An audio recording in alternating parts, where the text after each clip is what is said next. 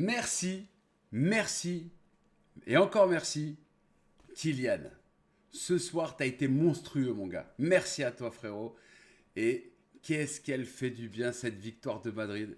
Qu'est-ce qu'elle fait du bien, cette victoire du Real. Vraiment, 3-0. Oui, vous hallucinez pas. 3-0 pour le Real Madrid à l'extérieur contre l'Athletic Bilbao. L'Athletic Bilbao n'a rien pu faire ce soir. Bienvenue les gars, vous êtes sur la chaîne de Steve Jess. Et là, on va débriefer le match Athletic Bilbao 0-3 Real Madrid. On va revenir sur cette performance des joueurs madrilènes ce soir. Voilà, ça a été maîtrisé, même s'il y a quand même eu quelques occasions, quelques contre-attaques bien emmenées de la part de l'Athletic Bilbao, mais ils sont tombés sur un roc. Ce soir, pour moi, l'homme du match, c'est le Kicks, voilà, Kylian Mbappé. Mais si on pouvait en nommer un deuxième, ce serait, je pense, Thibaut Courtois qui a été vraiment exceptionnel sur sa ligne.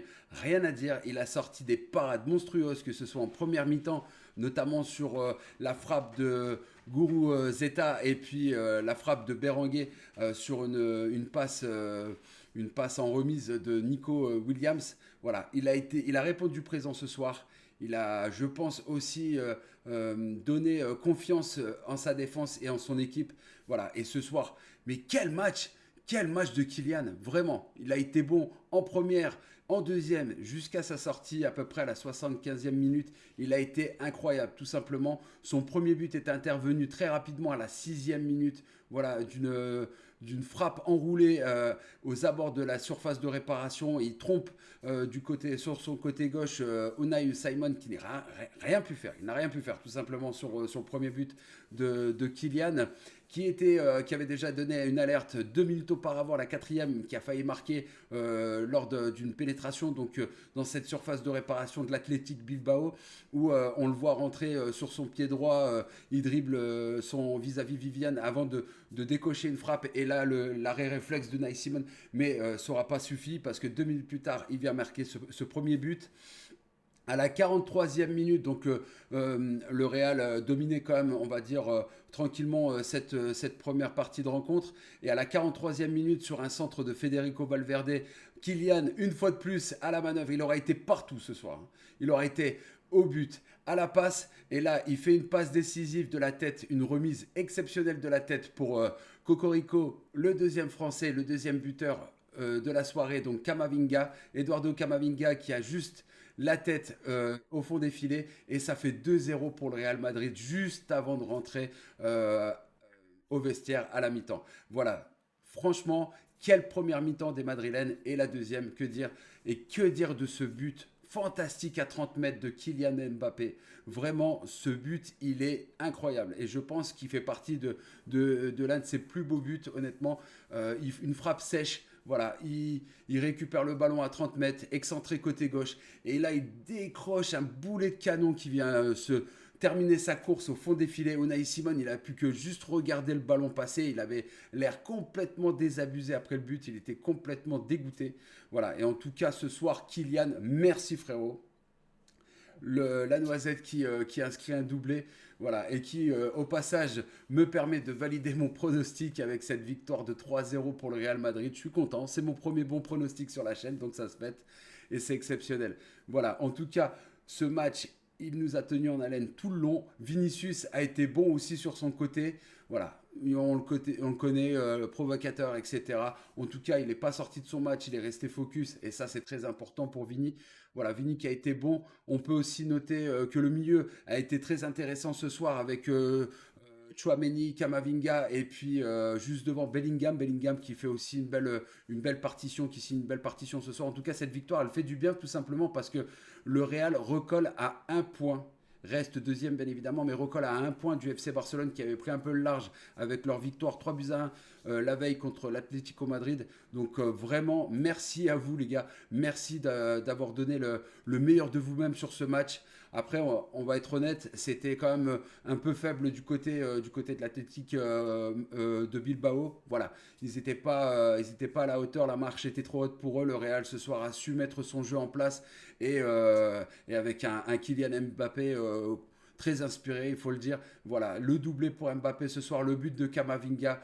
Franchement, une superbe rencontre. Il n'y a pas vraiment de points négatifs, si ce n'est peut-être les sorties sur blessure de Kamavinga qui va, je pense, être checké donc, au niveau de sa cheville. Il a pris un choc au niveau de la cheville.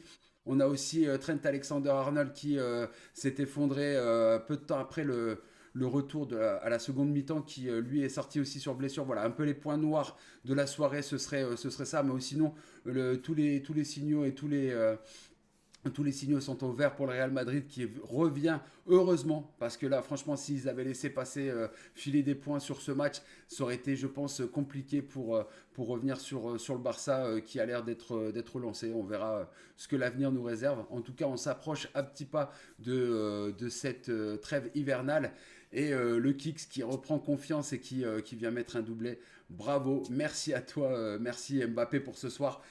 Voilà, donc pour ce débrief, c'est terminé. Je voudrais revenir aussi sur le live qui vient de se terminer. Merci à tous ceux qui sont venus, qui ont joué le jeu, qui se sont abonnés à la chaîne. On a pris plus 10 abonnés ce soir, c'est exceptionnel.